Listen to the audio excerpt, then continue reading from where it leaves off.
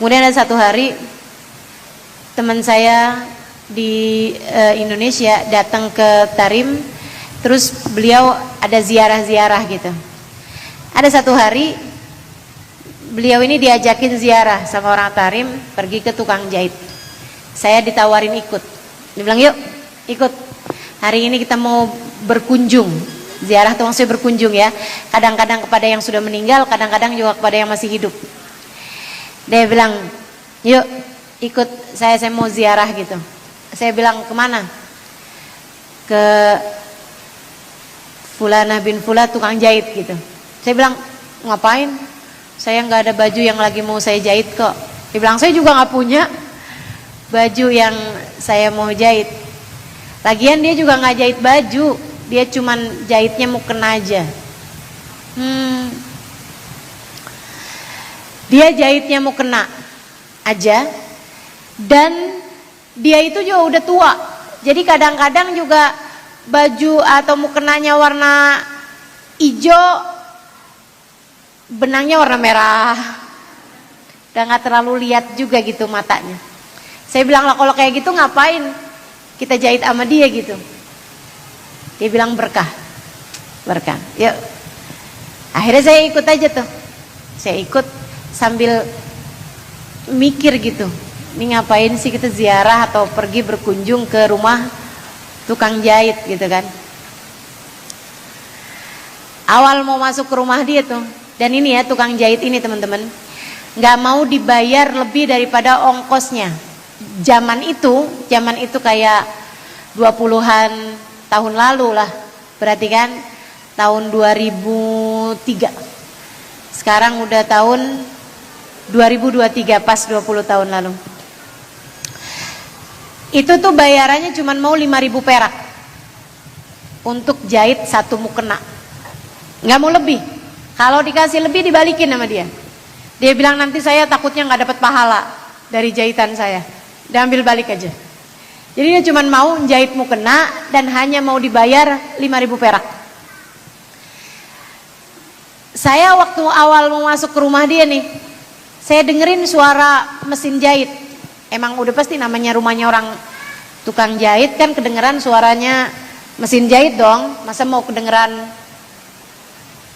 suara nyanyian, kan agak aneh juga. Cuman yang aneh kok kayaknya nggak sama gitu ya, kayak ada suara lain lagi apa gitu. Ketika saya mulai memasuki rumah tersebut, baru saya ngerti. Beliau itu sambil jahit, mulutnya sambil baca zikir la ilaha illallah, nggak berhenti, benar-benar tidak berhenti. Itu teman-teman, sampai saya dengerin tuh suara mesin jahitnya itu seirama sama suara dikiran la ilaha illallah yang dia baca. Jadi kalau kayak lagi lambat gitu, la ilaha illallah, la ilaha illallah, la ilaha illallah, la ilaha illallah, la ilaha illallah, la ilaha illallah. Kalau tambah kencengan, la ilaha illallah, la ilaha illallah, la ilaha illallah, la ilaha illallah, la ilaha illallah, la ilaha illallah, la ilaha illallah. Bersama dengan mesin jahitnya yang berbunyi, mulutnya tidak berhenti berucap kalimat la ilaha illallah. Saya sampai bayangin, itu malaikat raqib pasti sibuk banget nyatetinnya. Saya langsung jadi nepuk-nepuk pundak sebelah kanan. Malaikat raqib kan nyatet katanya di pundak sebelah kanan ya. Sabar ya, malaikat raqib. Ngiri ya kamu ya sama malaikat raqibnya dia. Malaikat raqib orang ini sangat sibuk mencatat pahala berzikirnya, pahala ibadahnya yang terus menerus, nggak berhenti teman-teman, nggak berhenti. Ketika dia lagi nggak jahit sekalipun juga la ilaha illallah, la ilaha illallah, la ilaha illallah, la ilaha illallah. Nggak tahu tuh berapa ratus ribu kalimat la ilaha illallah yang dia. Jadi berhentinya hanya ketika tidur teman-teman. Itu saya bayangin juga kalau ngigau pasti yang sama juga kali ya. Gak berhenti. Saya nggak tahu, barangkali kalau tidur juga sambilan tetap mulutnya la ilaha illallah, la ilaha illallah, la ilaha illallah, la ilaha illallah terus gitu. Kayak dia nggak mau gitu ada terlewatkan 1 menit tanpa membaca zikiran la ilaha illallah tersebut. Luar biasa. Masya Allah, saya jadi ngeliatin diri saya, ya Allah, Malaikat Raqib siannya nih, jarang-jarang nyatet kebaikan. Malaikat Atid mulu nih yang girang, ngomongin orang, sambil minta kita kepada Allah, ya Allah, jadikan kami dapat senantiasa menjadi hamba-hambamu yang salehah, yang menyibukkan malaikat Raqib untuk mencatat pahala kebaikan-kebaikan kita. Ya Allah, jadikanlah malaikat Atid yang mencatat dosa-dosa kami menganggur, ya Allah. Amin. Gak pernah dengar doa kayak gitu ya, tapi boleh lah kayaknya. Saya iseng, jadi saya deketin tuh perempuan yang lagi jahit itu. Dan seperti yang tadi saya sampaikan, orang tua tuh biasa dipanggil Hubabah di sana kan. Jadi saya bilang, Hubabah, tim tazawija. Hubabah udah pernah kawin. La ilaha illallah. Apa? Hubabah udah kawin. Elah. Dia bilang, iya, saya udah pernah kawin. La ilaha illallah, la ilaha illallah, la ilaha. Terus lagi tuh. Suaminya mana Hubabah? Hah? Suaminya mana? Nahumat. Dia bilang, suami saya udah meninggal. La ilaha illallah, la ilaha illallah, la ilaha illallah, la ilaha. Intik aulad. Tahtish aulad Hubabah. Saya bilang, Hubabah emang punya anak? Hah? Hubabah punya anak? 6. La ilaha illallah, la ilaha illallah, la ilaha.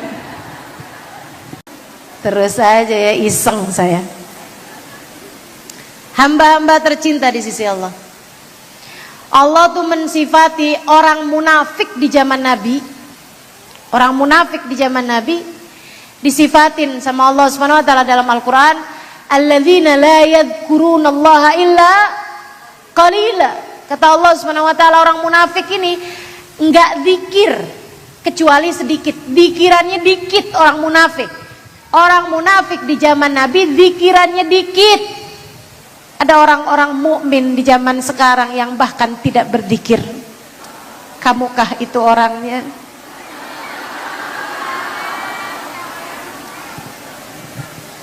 Ngeri bener. Allah bilang kan begitu tentang sifatnya orang munafik. Alladzina idza qamu ila sholati qamu kusala. Orang-orang yang kalau mau sholat, mereka sholat juga tapi berat. Itu orang munafik. Sekarang ada orang-orang mukmin yang bahkan meninggalkan sholat. Ada orang-orang mukmin yang bahkan berat gitu mengerjakan sholatnya. Makanya emang bener banget nih kita nih, harus selalu tanya sama diri kita nih, ya Allah, muslimkah saya sebenarnya? Mukminkah kita sebenarnya di sisi Allah Subhanahu wa taala? Semoga Allah menyisakan waktu untuk kita menjadi solehah insyaallah. Semoga Allah berkenan membimbing langkah kehidupan kita dari dunia ini menjadi orang-orang yang layak untuk mendapatkan surganya, menjadi orang-orang yang layak untuk kelak di hari akhirat berada di belakang perempuan-perempuan solehah.